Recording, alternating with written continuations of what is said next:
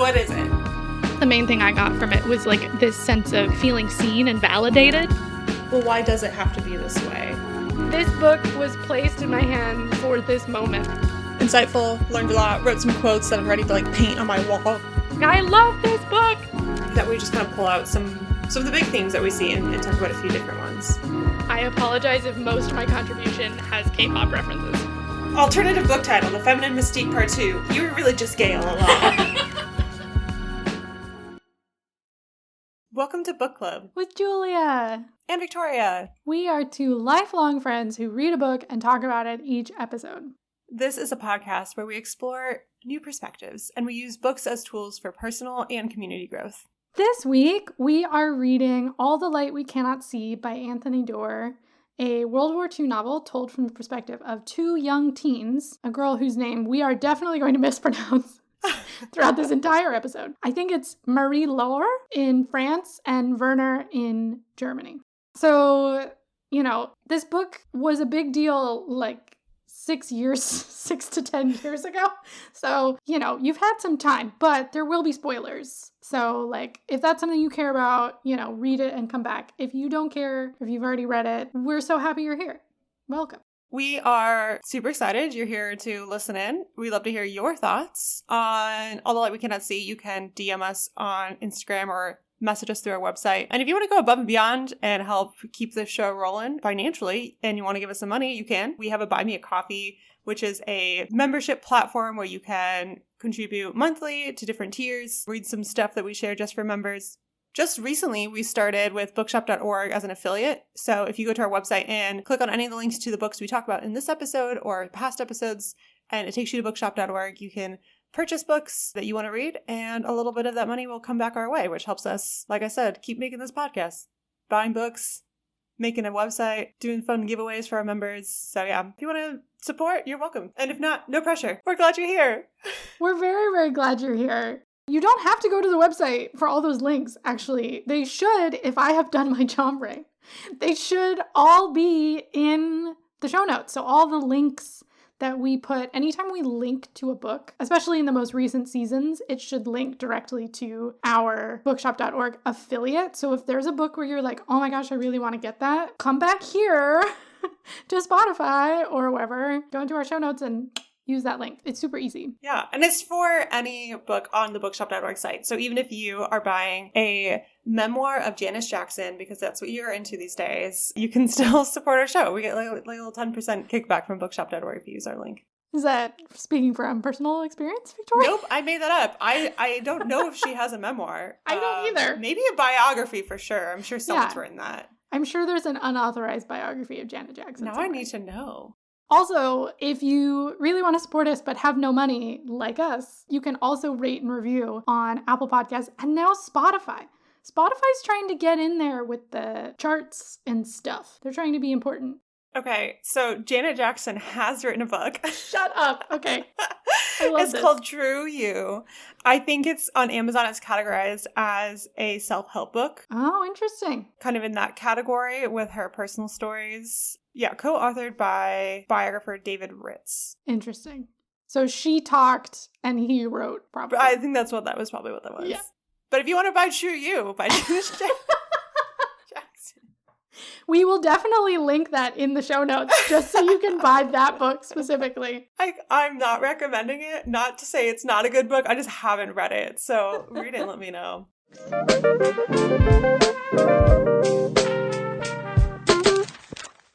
We have read All the Light We Cannot See. I read this for a class in college. It was modern and contemporary fiction. And I remember it being one of my favorite books that semester that we read for class. I was particularly proud of the essay I wrote on it. If you're familiar at all with literary criticism, I used a new historicism approach, which basically means you pick one very specific cultural item in the book and use it as a way to read the book fully in the context. So I talked about the song Clair de Lune that comes back time and again throughout the novel as a key connection point for the two main characters.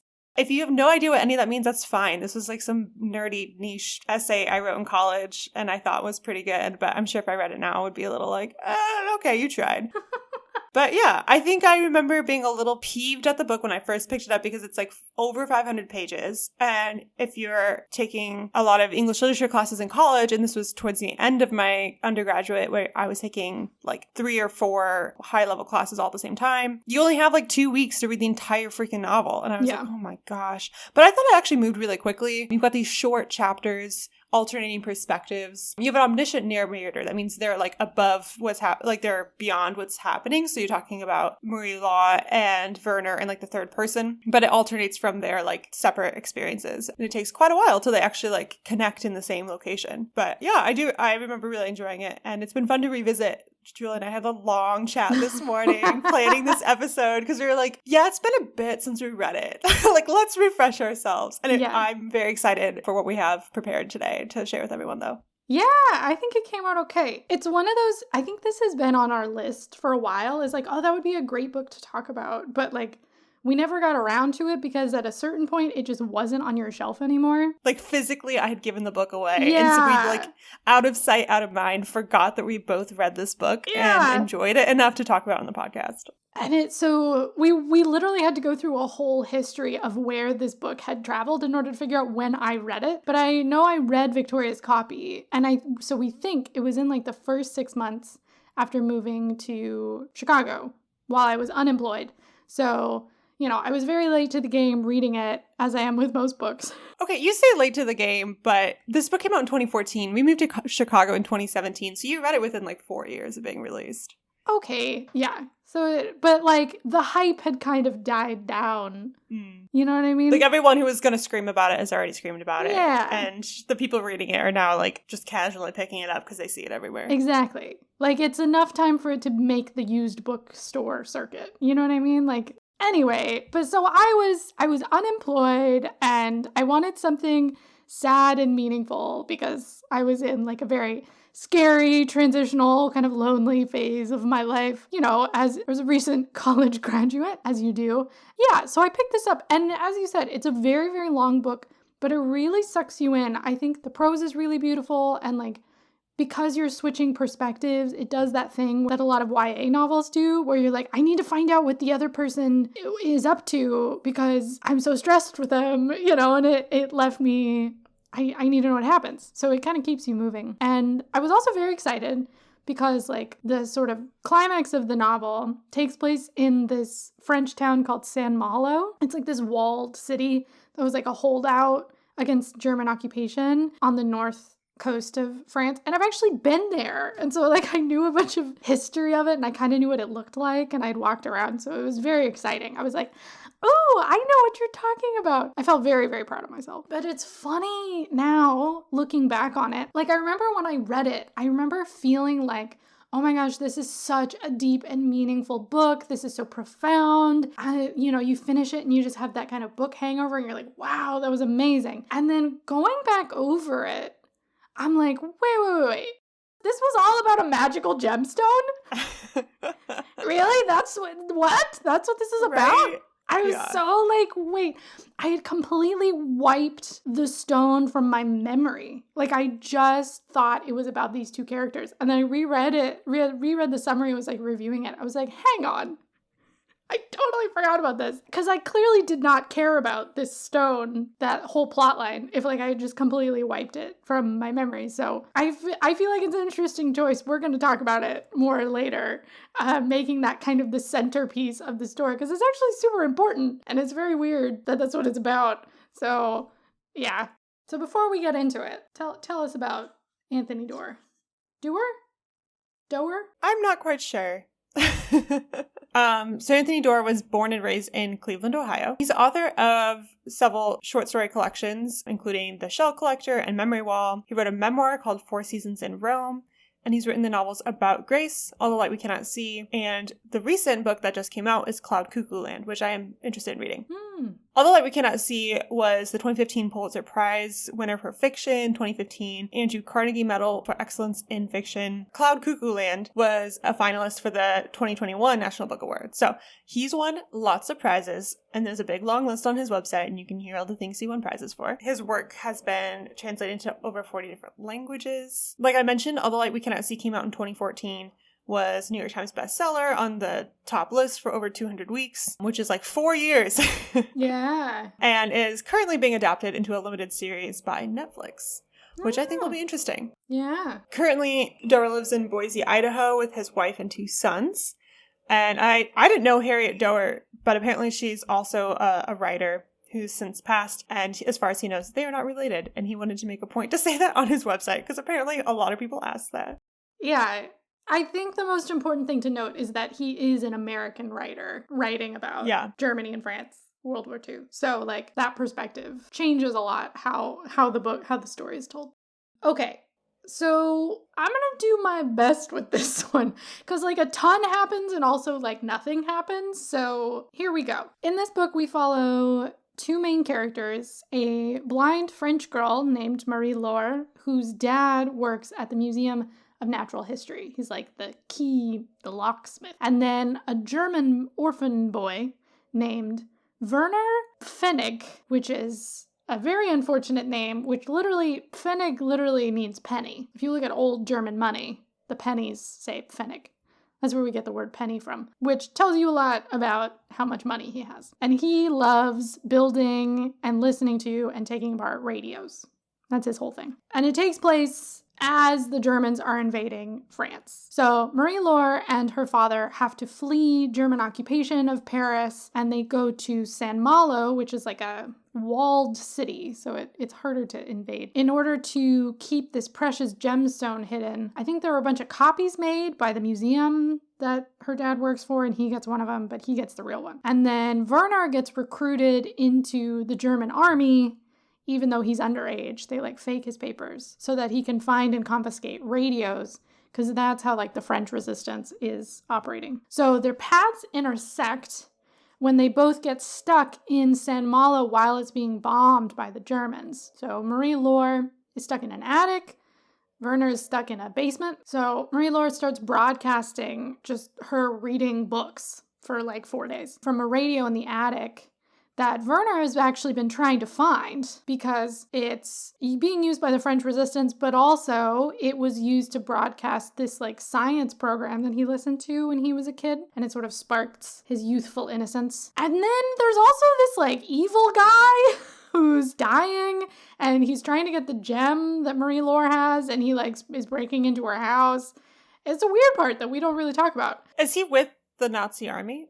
He is a Nazi, but he's not part of the military. He's part of because like the Nazis went around like claiming art and artifacts and stuff from museums and rich houses and estates and stuff in all the territories that they raided. They like stole a bunch of it, and so he was part of that crew. But he's really obsessed with this one gem because it has this like lore around it about like it's supposed to make you live forever or something, but it also is kind of cursed. So he's getting into the house, and then Werner escapes the basement, and it managed to kill the evil Nazi guy before he gets to Marie-Laure. And so then Marie-Laure gives Werner the gem, and then she goes off to Paris to live her life as like a French intellectual. And then Werner steps on a landmine and dies, and the gem gets lost forever, and that's like how the book ends.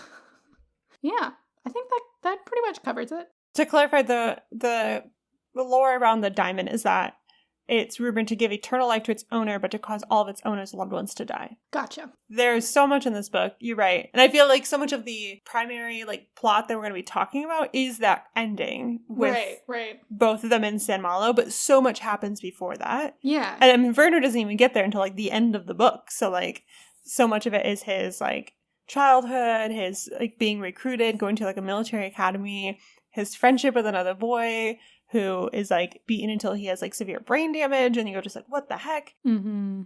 Werner has a sister. I have a kind of a flash forward to present day by the end of the novel in 2014. So you've got Marie-Laure with her like grandson or nephew or something like that. Like she met Jutta at one point, which is Werner's sister, in like the 70s or something like that. I don't remember the exact timeline of that. So Doerr does kind of like end the novel by bringing us back to present day, which I find particularly interesting, and we will get into a little bit of that.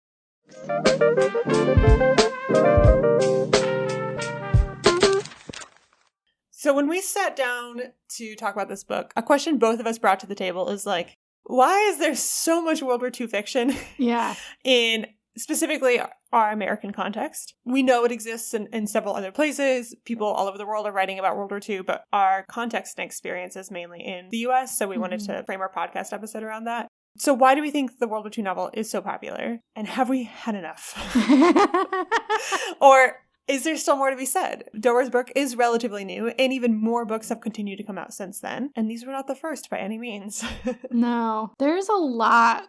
I mean, I think Americans in particular love telling stories about World War II because the whole ethos of our country, this like made up thing of like Americans are like heroes and freedom fighters and that kind of image, even though we're like also assholes. And so World War II is basically the only war that Americans have fought in that is like, for the most part, unambiguous in terms of its morality. Like, there's literally a guy, I don't remember the author's name, but he wrote this book called Just and Unjust Wars. He's like an ethicist.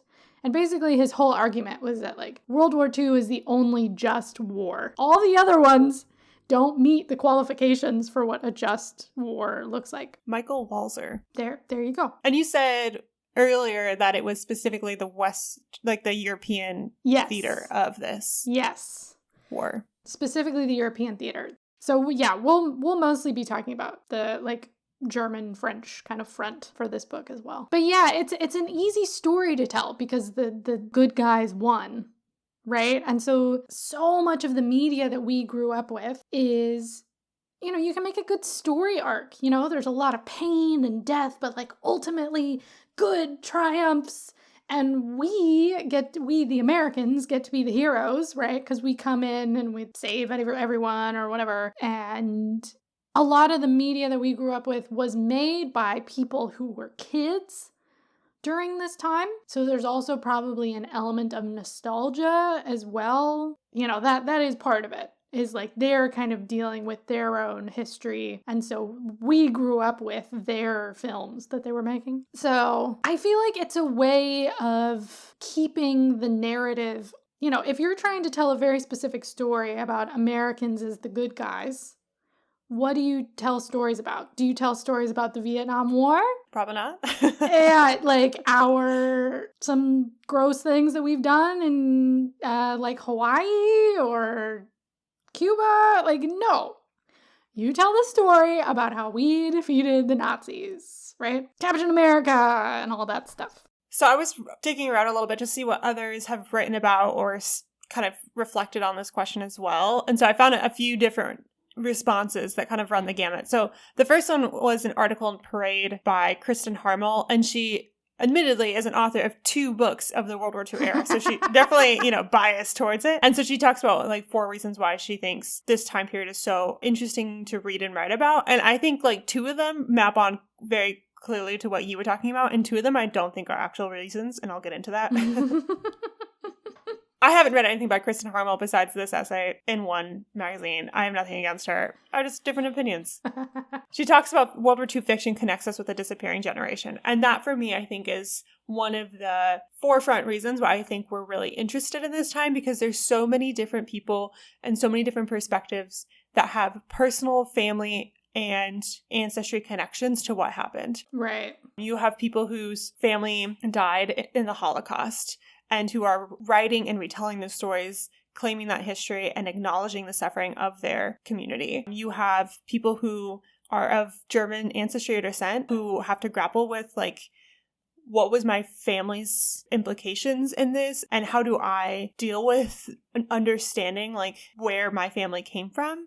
I think especially if you're from, I can speak, I guess, from my perspective. My family is, a lot of them are German, but we're living in the United States before this war. And so that's different too than if like my grandparents were in Germany during, World War II. Like there's just a lot of different perspectives. And if your family was Japanese and was in an internment camp or immigrated to the US as a refugee after this war from so many different places, like, or maybe your family fought in World War II, you have all these personal connections, and writers have the opportunity to use fiction to kind of grapple with some of these bigger questions. Historical fiction gives you an opportunity to create interesting stories and characters that maybe aren't one-to-one with reality. They may not be based on like one single individual person, but they can tell so many of those stories to kind of grapple with this big, horrific war in our history. Definitely the inherent sense of good versus evil makes so much sense. Like, you can just say, and they were a Nazi, and everyone knows, like, evil. Okay, got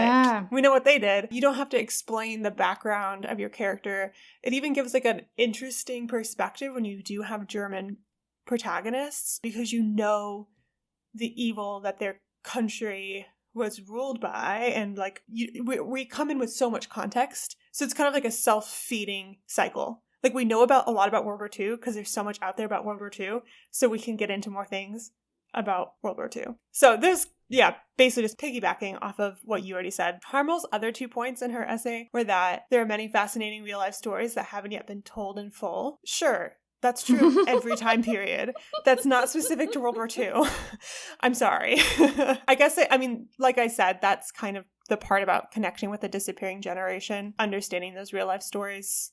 But I don't think it's a good argument in this case.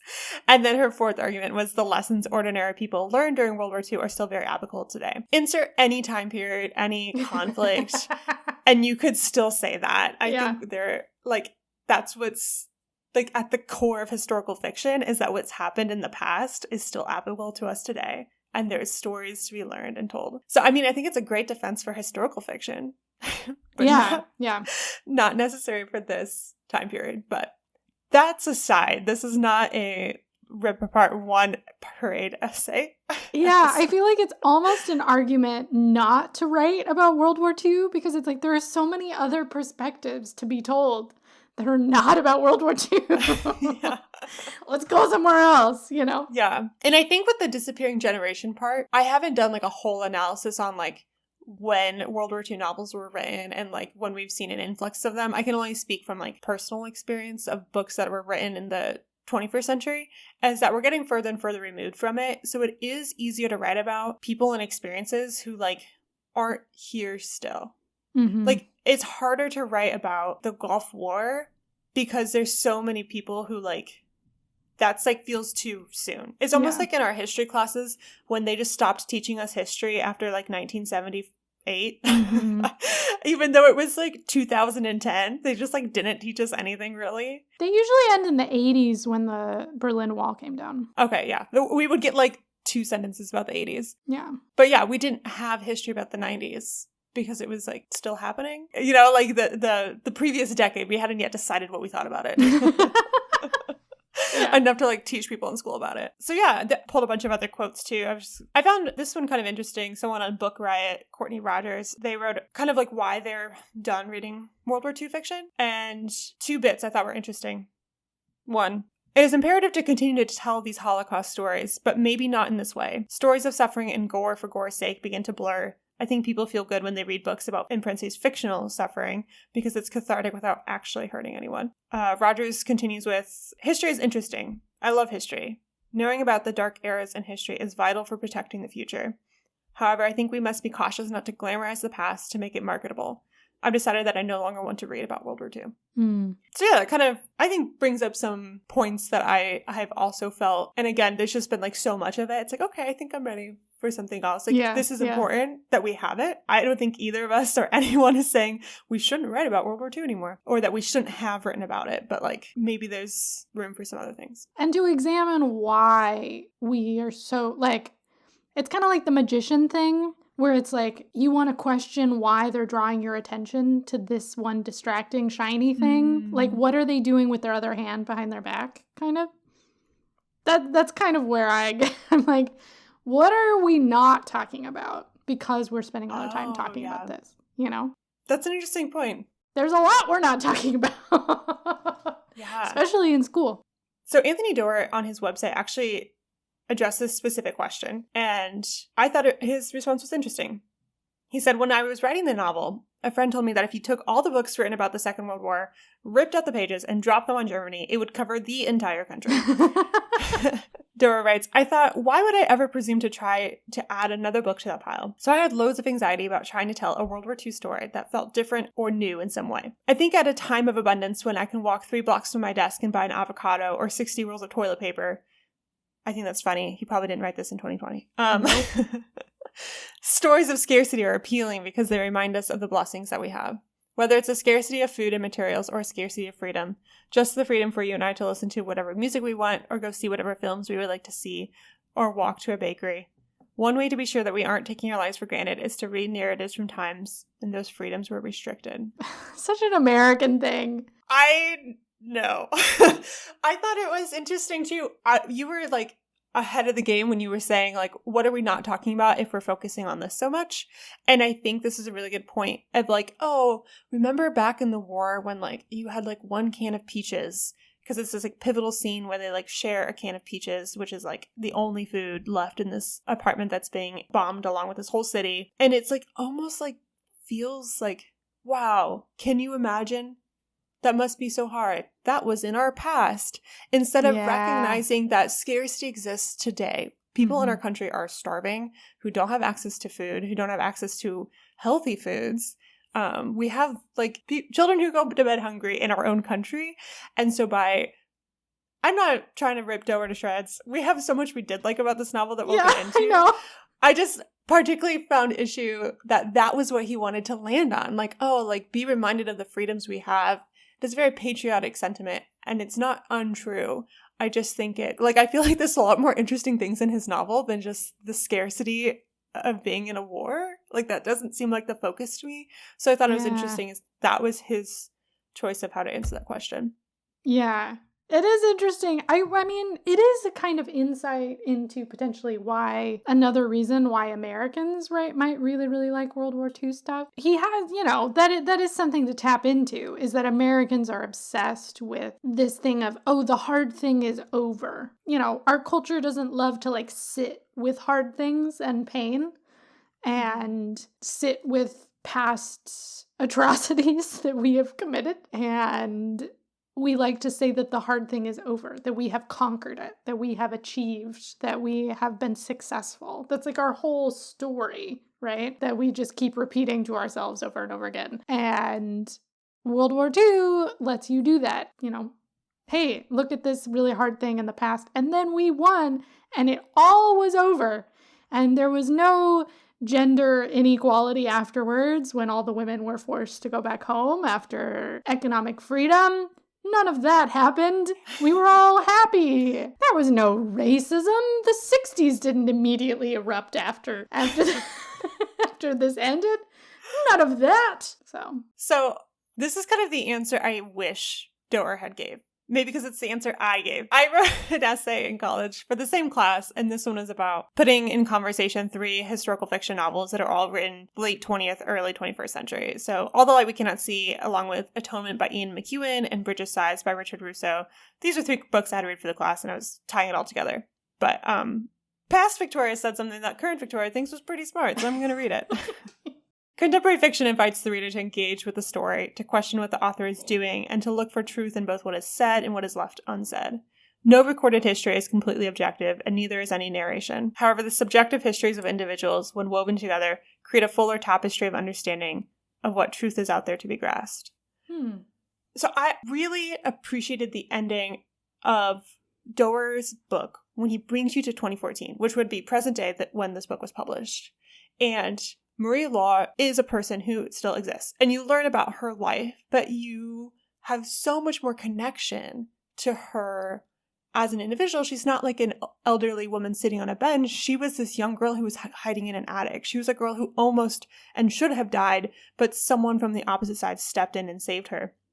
She was someone who'd lost people who was really important to her. She was really smart. She had opportunity and encouragement from her father to learn a lot, and like she went on to continue working at the museum that he did. So you just have so much more context for her. And I think Doerr's reasoning was that the lives of people who lived during World War II, many of them are still alive or haven't died that recently, and they're our own history. Like by understanding the experience of someone in the past, we can better understand why our world is the way it is now and how we as individuals are the way we are based on the stories and the lives that have been passed down to us. Mm-hmm.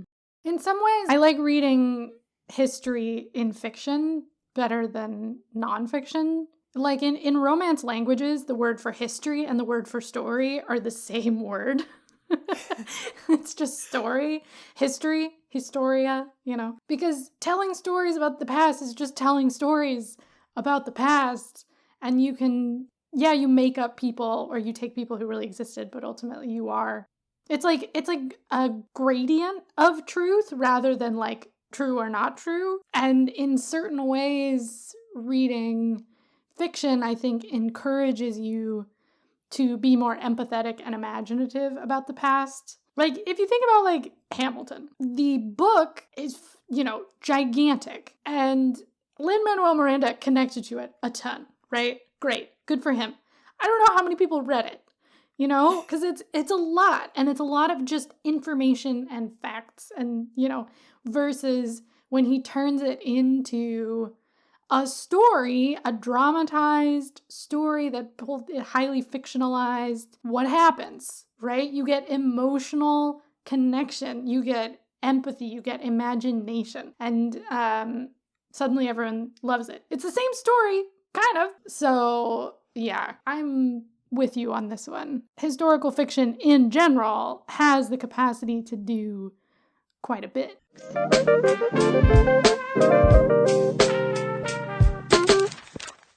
So we're like 45 minutes into this episode and you're like, so this is about all the light we cannot see, ? You're like, did you talk about the book at all? So here we go. We're going to talk about the book. So what is this book doing? How are we hearing and reading a World War II story in 2014? And I think we kind of land in the middle. We'll kind of get you there as far as, is this different? Is this the same? I think it's a little bit of both. In some ways, it's very similar to other World War II novels. You've got these characters that live in settings that we're familiar with. We have this kind of climactic moment where someone from the other side saves someone who should be their enemy. But in a lot of other ways, it's really different. And kind of that contemporary spin, which we see in a lot of contemporary fiction, of kind of just complicating things that we might have taken for granted. We don't have as much of like good versus evil because we're sympathetic with Werner, even though he's very complicit and doesn't really push back about a lot of the atrocities that he's witnessing. He just turns a blind eye to it. And we don't really get the same nostalgia factor. I mean, reading Doerr's statement about like scarcity. Oh, what a time that was. We're reminded of the freedoms we have. So I think there's a bit of the nostalgia factor in there, but definitely not as much as I think the general World War II narratives we get in things like Captain America or others. Mm-hmm. This is a very like a postmodern kind of take on it, where we get multiple people's perspectives from both sides of the war to sort of be like, look, there isn't kind of absolute right and wrong. Like, we're all just kind of victims of our circumstances with our own perspectives, trying to figure things out, So there isn't like a as dramatized of an us versus them. But there also is, because there is technically a bad guy. Yeah, we've got this Von Rumpel character, Von Rumpel. I don't know, he's got a silly name, who's very much like a villain. Yeah, and he's like decaying, and he's super evil. He just wants power. And he just wants this gem. Like, it's almost like a Disney villain. This dude, he's not really real. It's really bizarre because it's like, on the one hand, we've got this kind of really beautiful story of these two lives of these children. We see what their life looks like during a war. We don't really see the war, right? We don't really see battles being fought. We don't see politics happening. We see, like, what do young teenagers' lives look like during a war? And they don't have a ton of agency, but the agency that they do have, how do they exercise it? How do they understand morality? Like, there's a lot of complex things happening. And, it's kind of an intersecting lives kind of story where they just happen to brush past each other at this one moment. And what was all leading up to that moment? And where did they go after? Very kind of postmodern storytelling gives us a really complex view of humanity, whatever. But this other story of this gem and this evil dude who wants it is sort of also merged in there. That does create an us versus them, but instead it puts Werner and Marie-Laure against this evil guy, right? So it's not Germany versus France. It's, who is it? Is it the young versus the old? Is it like the people who don't like fascism and want there to be freedom of expression and learning and stuff versus this guy who just wants to kill people for power? Like, he's creating like a new magical, metaphorical enemy out of this dude and this battle over this gemstone. So there is kind of a moral black and white in certain ways that he inserts back into it as a kind of, in a way that feels, you know, like a very American take at the end of the day. It's really complicated. Yeah, it was interesting as we were going through this. I was like, what even happens? Like, what does Marie-Laure do? Like, right. She often is just the victim of a lot of things. Like, she gets, I believe she's ill when she's 6, and that's how she goes blind. And for her, it's a journey of like, thankfully she's got a very supportive father, so that there isn't even that much like conflict there. Like, he's like ready and willing to like help her be independent and like carves this beautiful whole map of the city of Paris that she can feel her way around to like understand the city so she can be independent someday. And she learns how to read Braille and like, so she's up against challenges, and I guess her choice then is to continue seeking knowledge. And you were talking about how like we're not quite sure who's good versus evil. I think it's like we're not quite sure what is evil, but Marie-Laure seems pretty good. Like, we don't really have, like, moral qualms about her or her choices. But she doesn't really make any choices. Right. She decides to join the resistance. So that is a choice she makes. But she's already there. Like, she's living in their house. Yeah. And then she's like, I guess I'll help these people who I care a lot about. I don't know. Yeah. He doesn't give her, like, as a writer, he doesn't give her a ton of agency or, like, interesting choices. And Werner acts as if he has no choices to make. But in many ways, like, it is kind of similar. They're kind of foils to each other. Like, we want to say Marie-Laure is good because her circumstances led her to a place where she can easily join the resistance. You know, like, I mean, obviously terrible things are happening to her too, but like, she's put in position to like have a really supportive parent who fosters her education, and an uncle who looks out for her that she's able to invest in and create a relationship with. This other female character, who I'm blanking on the name of, who she also admires and can look up to. Whereas Werner is left without those support systems and, again, just kind of stumbles into the choices that he makes. So, like, he does try to seek education and knowledge, scientific discovery and curiosity follow that. But for him, that means joining a Nazi military academy, because that's where he can go study radios. And his sister Yuta even calls him out on it and being like, don't think you're going to be able to resist all of it. Like, you're joining them. It's not just science. You're, like, involved now. But, like, what else was he, like, he has no money. He has no other way to access education. No family. So maybe that's the point. What else is he going to do? There isn't as many choices in life. Yeah. You know, like, we can't paint him as evil because he is making as few of choices, really, as Marie-Laure, who we think is great, but she was just put in a position to be on the right side of history, which is fascinating. And I think that is part of, like, the beauty and interest of the book, is that we want to pin down what the book's about, and we keep, like, circling around it because we're like, is it about this? I don't know. Is it about that? I don't know. The big choice that Werner does make, though, is when he kills Von Rempel and saves Marie-Laure. But even then, you have this climactic moment and you think, like, this is where the characters were moving towards, the narrative arc was moving us towards.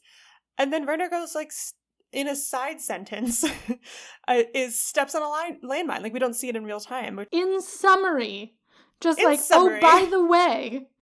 This child died. And we're like, oh, okay. But I think that kind of concludes this life just happens, you know? Like, you live in the time and place and setting that you were born in. And we have some choices we can make that may have huge ramifications. Like, Marie-Laure survives the war. She goes on to have a family. and have a career and like contribute to science. And like that is because Werner in that moment saved her from an otherwise destined end, but otherwise so much of life is just like chance. I read one synopsis summary that was analyzing the diamond. They had this beautiful metaphor and I'm like, okay, that's cool. About how like, you know, diamonds are like a chance happenstance really of pressure. What predestines that bit of carbon to become a diamond and not just another bit of carbon is like being put in like a happenstance of a pressure-filled moment. I was like, oh, that's kind of an interesting read to color the rest of the story. Oh, I hadn't thought of it that way. Oh, yeah, I don't know. It's interesting. Yeah, to on the one hand have these like this very kind of gritty, realistic, like we are all just dealing with the cards that we've been dealt kind of thing and just making the few choices that we can kind of. And then to also have this gem, which is like cursed and gives you eternal life, is like, yeah, it's kind of magical. What Werner is saving Marie-Laure from is around the diamond. It's not the bombing. He's not saving her from the Germans. He's not saving her from his own people, from their bombing of the city. He's not interfering in that conflict in any way. He is saving her from this Disney villain who's trying to get the gem from her, and she just happens to have it. She wasn't even supposed to have the real copy, but she just happens to have it. And so this guy is gonna kill Marie-Laure and take the gem, and Werner comes in and kills him instead. Like, so they're meeting. The center point of the whole book is around the gem, not the war. The war is just kind of their circumstances, but their narrative arc and the purpose of this story that we're being told is this gem. I vaguely remember when I was reading about it being like, huh, you know, because it didn't really feel like the point. And so I was just like, okay, you know, I was more interested in the two characters. But the more I think about it, the more I'm confused. Like their ultimate purpose is somehow to destroy this thing, to make sure no one else gets it. And it kind of dies with them. And there's kind of an absolute morality to that and kind of a finality to that. Like if he's trying to say that like greed or evil or fascism or whatever died with World War II, like he is sorely mistaken. You know, he should look at his own country. You know, like I don't know. I have more questions than I have answers. It's really bothering me now. And it's funny because I didn't care about it like at all as I was reading it. It doesn't feel like the point of the book when you're reading it. I don't know. Someone's going to listen to this and be like, you guys completely missed it, and bring up something that we like didn't even think about. And yeah. You're like, oh, right. Right. Yeah, that's cool. Yeah. So yeah, ultimately, what would you say, Julia? Is this contemporary take on a war novel worth the hype? The interest is doing something different than a lot of other World War II narratives, in your opinion? I mean, it felt very different while I was reading it, but ideologically, I don't know if it is. Like, it's very good, you know? But I honestly think you could have put this story in any war, in any conflict, you know what I mean? Where you have... Because the way it's set up, it kind of seems like it's going to be like a Romeo-Juliet situation. That's not what it's about. Again, it's about a goddamn gemstone. But I can't get over it. But it seems like it's going to be, you know, you have someone on either side of the conflict. And like, what would happen if you put this in Armenia or something, you know, Turkey? I don't know. Like, but I think the expediency of this is Germany in the 1930s and 40s. It does so much exposition for you that you just don't have to explain. Mm-hmm. But I feel like this story could have been told in a variety of other settings and it would have worked. Yeah, I think one bit that like we didn't dive into a whole lot here that would, you know, have to change, not that you couldn't do it in a different time period, but like the use of radio technology is very in the moment and very, very much part of the French resistance movement. Right. Was using radio in a lot of the war effort on all sides of the war, utilizing radio technology. So I think that was an interesting component to that puts it in this certain time period, and with a blind character having a exclusively audio technology piece as a connection point to connect her with Werner, to connect her with others in the resistance, is very important to her as a character. That's true. That is pretty specific. So yeah, I feel like at the end of the day, this book is still very much situated in his very American understanding of war and conflict and power. The way that he tells the story is very different and new and beautiful, but what he's saying is not at all new, I don't think. That's where I would land. Yeah, if we're going to wrap this little episode up at the boat, I think it'd be I think there's a lot more other great historical fiction out there to be read and to be written beyond World War II. But if you're going to sit down with a World War II novel, I think this is a great one. Yeah. I think it's quite interesting. Yeah, the approach as a piece of fiction, I think, is a refreshing read. And I think probably a huge part of why he won so many awards with it, too, is just it's really well written, and the pacing is really great. And I mean, to get that many people jazzed about a 500-page novel is, quite a feat in and of itself.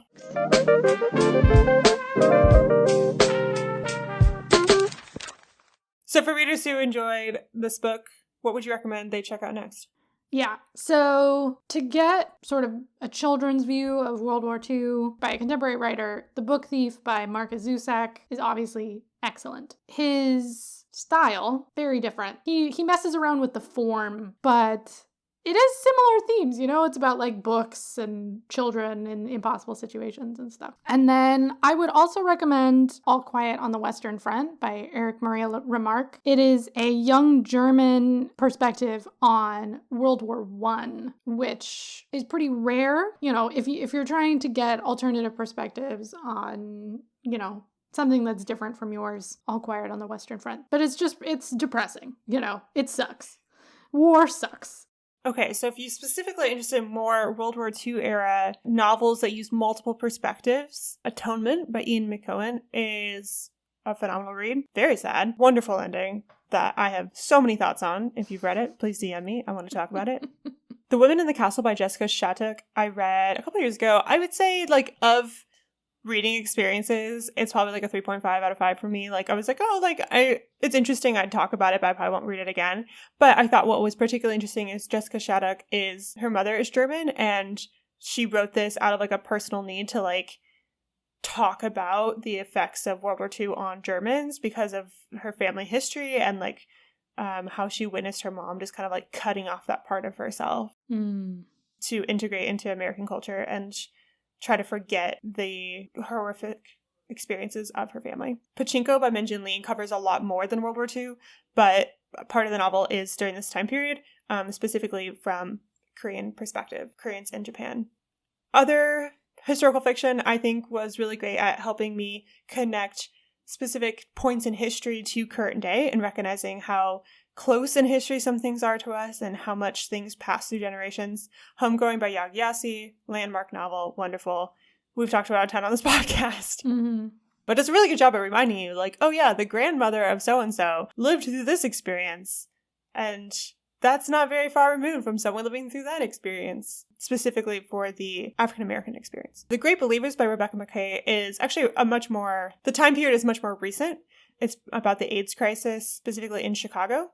And it jumps back and forth in time between the 1980s and the 2010s. That was a really good read for me about something that's actually very recent and a history we don't talk about and isn't taught in schools, and really eye-opening to me about the way that politics and homophobia and bigotry led to the continued death and destruction of an entire generation of the queer community. So all of these historical fiction novels are not happy-go-lucky times, but they're all very well-written books that I would recommend you check out.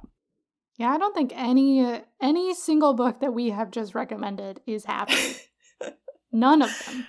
If you want happy, let's go talk about something completely different than war novels. Now for a different part, a joyous part of the episode, you might call it. End with something happy. Yeah, currently obsessed. These are the things that are bringing us joy. Okay, so I just did my final exam yesterday. out of 6. I had 6 of them, and I did them all in like 2 weeks. And I Yay. wrote, I want to say like 15,000 words or something like that over the last couple weeks. You've written half a novel. Yeah. So I'm very obsessed with myself and very proud of myself that is over. You should be. I awesome. get 2 weeks off before classes start again, and I'm just so ready to like sleep, and I have so many books to read for this podcast. So yeah, gonna start tomorrow. And then my pomegranate trees are growing. I went a little nuts and planted some pomegranate seeds in a little jar, and 2 of them have sprouted and they're thriving, and I'm very excited. I had thought in no way about the fact that these will become trees and I need to figure out where to put them. I've not thought that far, but we'll see. How about you? A few things. Big Mouth season 5. I took a break for a little while from Big Mouth and I've been very excited. I've been making my way through season 5.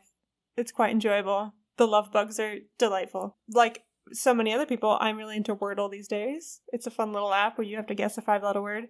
I thought it was really funny one of the first times I did it. It's a UK app. Like it's made in the UK. And the first one I did was a 5-letter word in American English, but a 6-letter word in British English because it was like one of the OU words. Like we have like OR and it says they have OU. So I thought that was funny. I was hanging out with a colleague who's British and she was pissed. She couldn't get it. And I'm like, I'm sorry. It's a word you spell differently in your version of English. And she's like, are you kidding me? I've also been playing a lot of Sudoku on my phone because I'm like 57 years old. And love a puzzle. I love a puzzle. It's just been so relaxing. We both have been listening to the podcast Sad in the City by Taylor Tomlinson. And it's great. Recommend, especially if you've ever moved to a new city and tried to figure out how to live in a new place, which Julie and I have both done. Several times. Yeah, we both have made big moves, so it's very relevant to us. So on that note, we will see you next time with some poetry. Thank you for listening to Book Club with Julia and Victoria. We would love to hear your thoughts on this book or the topic we discussed, so you can share your review and recommendations with us on Instagram at BookClubWithJV, on our website, bookclubwithjv.com, or by leaving a review on Apple Podcasts. You can also visit our website for show notes with links to all of the recommendations and the things bringing us joy. If you don't already, go ahead and follow us on whichever podcast platform you are listening on so that you can be notified when our next episode is released. This episode was co-hosted and produced by myself, Victoria Bruick, along with Julia Clausen. Rebecca Gasme provides us with project management support. Our music is composed by Greg Bruick, and our logo was designed by Gabby Fabland. Until next time, happy reading.